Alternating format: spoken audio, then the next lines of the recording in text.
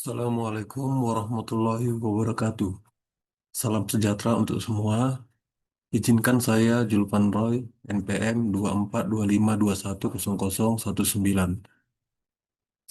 Pada kesempatan ini kita akan membahas topik perbandingan efisiensi pendinginan dengan menggunakan es balok versus ice pack gel pada operasi nelayan yang berdampak langsung pada profitabilitas industri perikanan kita, khususnya efisiensi sistem pendinginan.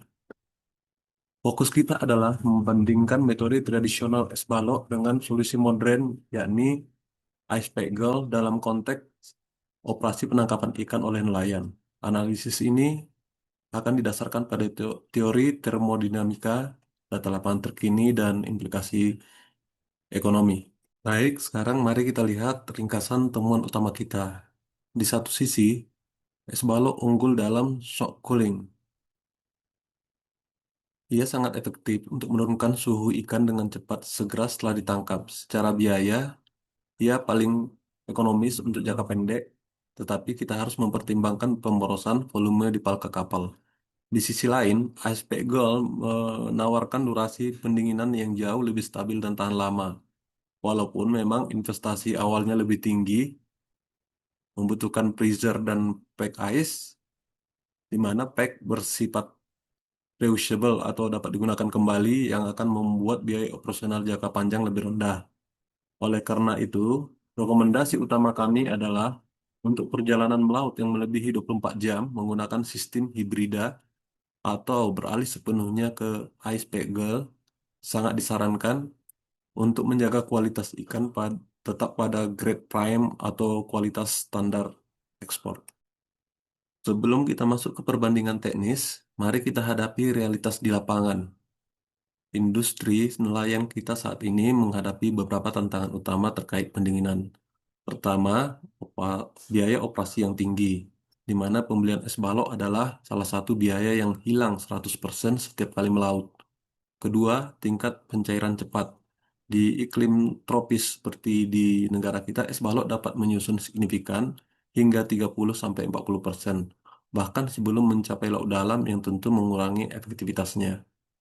Yang ketiga yaitu penurunan kualitas ikan. Suhu yang fluktuatif ditambah dengan genangan air lelehan yang berasal dari es balok dapat menyebabkan kerusakan seperti belly bars atau tekstur daging yang lembek merusak nilai jual ikan. Dan terakhir, keterbatasan ruang. Rasio ideal es terhadap ikan adalah 1:1. Artinya, separuh dari kapasitas palka kita gunakan hanya untuk menampung es balok. Ini akan membatasi jumlah hasil tangkapan ikan yang bisa dibawa oleh nelayan. Untuk memahami mengapa kedua media ini berbeda, kita harus kembali ke dasar termodinamika, yaitu yakni prinsip pendinginan adalah penyerapan kalor, di mana ada dua mekanisme kunci di sini. Yang pertama, dan yang mendominasi pada es balok adalah kalor latent leboon atau simbol L. Ini adalah energi yang sangat besar yang diserap oleh es saat padat dan berubah menjadi air atau mencair pada suhu konstan 0 derajat Celcius. Ini yang membuat air sangat efisien menyerap panas tanpa kenaikan suhu cepat.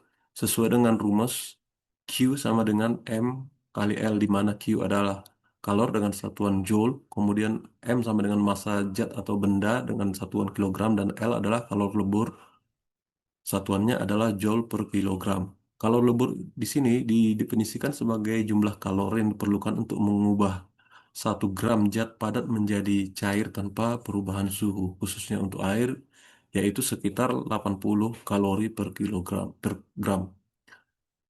Yang kedua dan menjadi keunggulan ice pack gel adalah menggunakan phase change material atau PCM.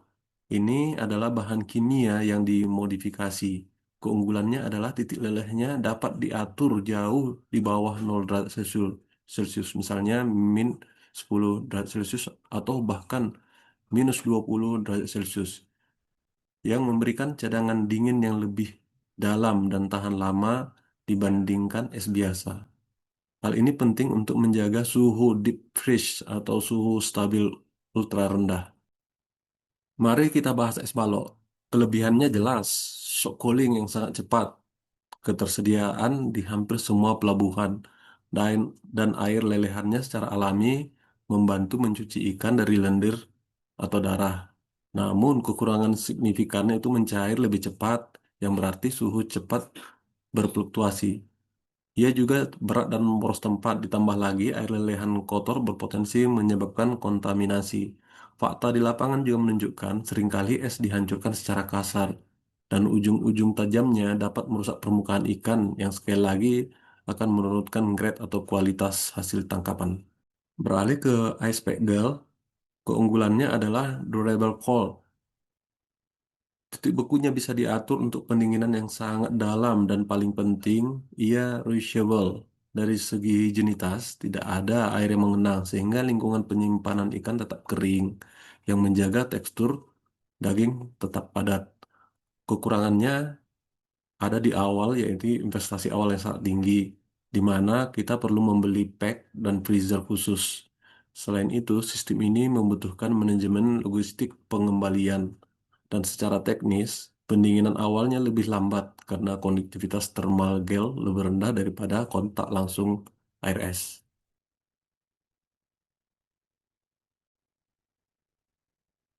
Grafik ini menunjukkan simulasi perbandingan stabilitas suhu kedua media pendingin selama 24 jam di lingkungan tropis.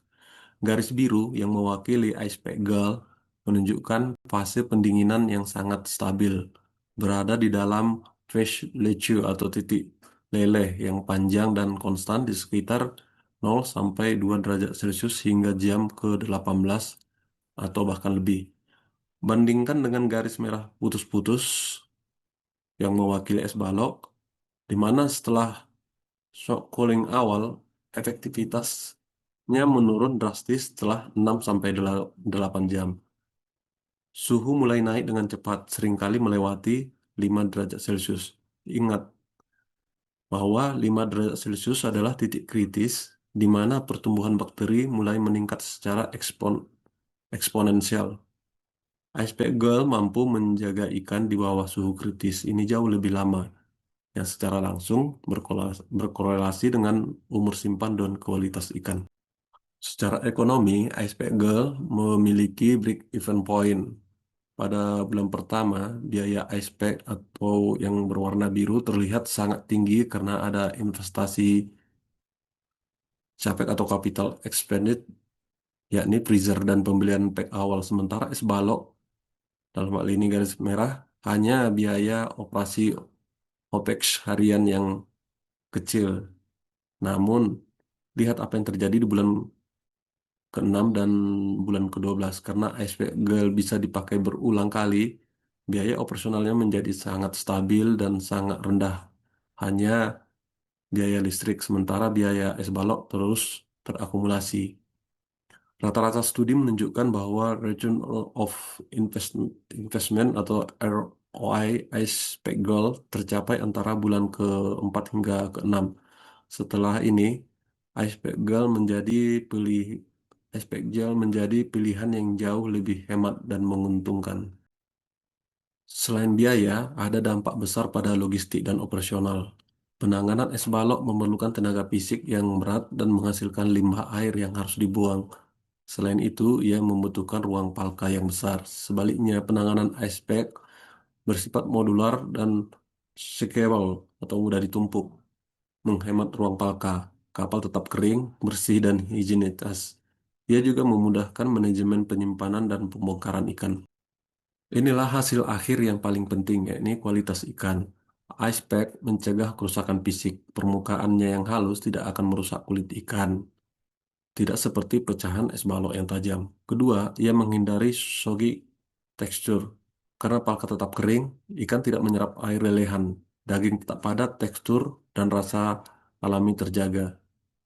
Hasilnya, ikan yang didinginkan dengan manajemen suhu stabil menggunakan ice pack akan mencapai grade ekspor dengan konsistensi yang lebih tinggi. Ini berarti potensi kenaikan nilai ekonomis atau nilai jual sebesar 20-30% bagi nelayan.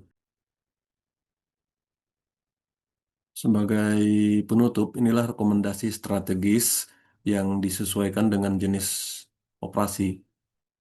Satu, trik pendek, di mana di sini kita asumsikan di bawah 12 jam, tetap menggunakan es balok atau es curah, di mana kecepatan shock hauling lebih dibutuhkan dan investasi expect belum ekonomis.